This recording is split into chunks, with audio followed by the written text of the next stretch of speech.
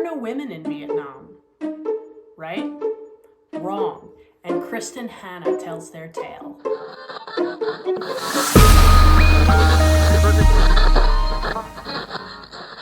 Hi, I'm Amanda, and this is Spineless Books, your one-stop shop for all things audiobook. So, The Women by Kristin Hannah. Kristin Hannah is a really popular author with books like The Great Alone and The Nightingale. She has really written a lot of things that many people have read and loved. Now, I've never read any of her books before, so I wasn't sure what to expect. But truthfully, there were two things that motivated me to read this book. The first was that a dear friend of mine who really is an avid reader raved about this book. So when I saw her recommendation, I thought, maybe I'll consider it. But the second thing that really put me over the edge was that my local library was hosting Kristin Hannah virtually to have a book discussion and to answer some questions. So that got me really excited, and I figured that would probably be a much more valuable experience if I had, actually read the book. So The Women, without spoiling anything, is about a young woman named Frankie McGrath who decides to enlist in the army as a combat nurse and get shipped off to Vietnam. Now, I'll be honest, my understanding of the Vietnam War was not very impressive before reading this book. I know that I learned about it in history class in high school, but I was either zoned out or not paying attention or just frankly bored. History was not my thing in high school. I'm a little bit more into it now, but at the time I didn't really care for it. So I think most of my understanding of the Vietnam War, quite honestly, and this is a little embarrassing to admit, but I think a lot of it comes from watching Forrest Gump.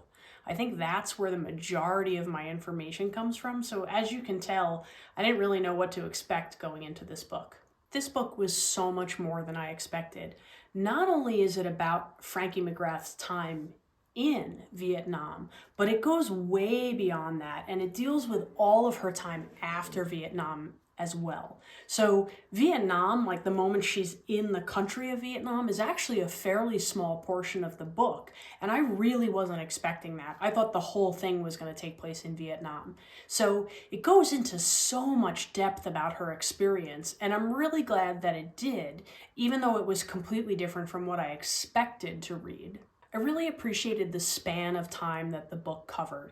It was pretty immense. And honestly, I feel like there were a variety of perspectives represented in the book, and even though I didn't necessarily agree with all of them, I understood where they were all coming from. So I think as far as historical fiction goes, she did a great job of representing multiple attitudes and multiple perspectives from the time. And, again, even though I don't agree with everyone that I was reading, I got it. I understood where they came from. And that's really important as a reader, because if you just absolutely can't relate to someone, how are you going to learn anything about their perspective? So there were a few moments in the subject that kind of made me roll my eyes a little bit. But the truth is, Kristin Hannah's writing kept me in it. I wouldn't have expected that, and I think if you had asked me before I started the book, I probably had pretty low expectations of her writing, but she's a pretty good writer. And even though she had a few parts where I was kind of like, oh God, here we go, it made sense and it kept me in it. I really did enjoy reading pretty much the entire time. And one of the benchmarks for me of whether or not I'm enjoying the book is how much I think about what I'm going to read next while I'm reading a book.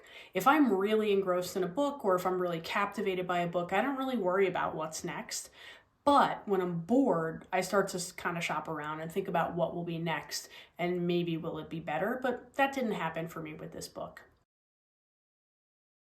Now, the book is narrated by Julia Whalen, who I honestly have a love-hate relationship with.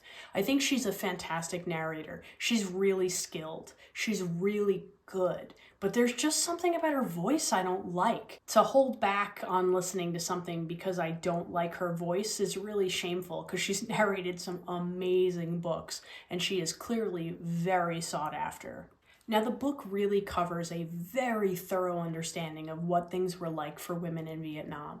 It goes over the physical, the emotional, the intellectual, and the spiritual even, and it keeps it all going in a story that's moving and a story that goes forward consistently. So I really think that I kind of understand why people love Kristin Hannah's writing. I would be curious to read another of her books, maybe not immediately, but definitely eventually.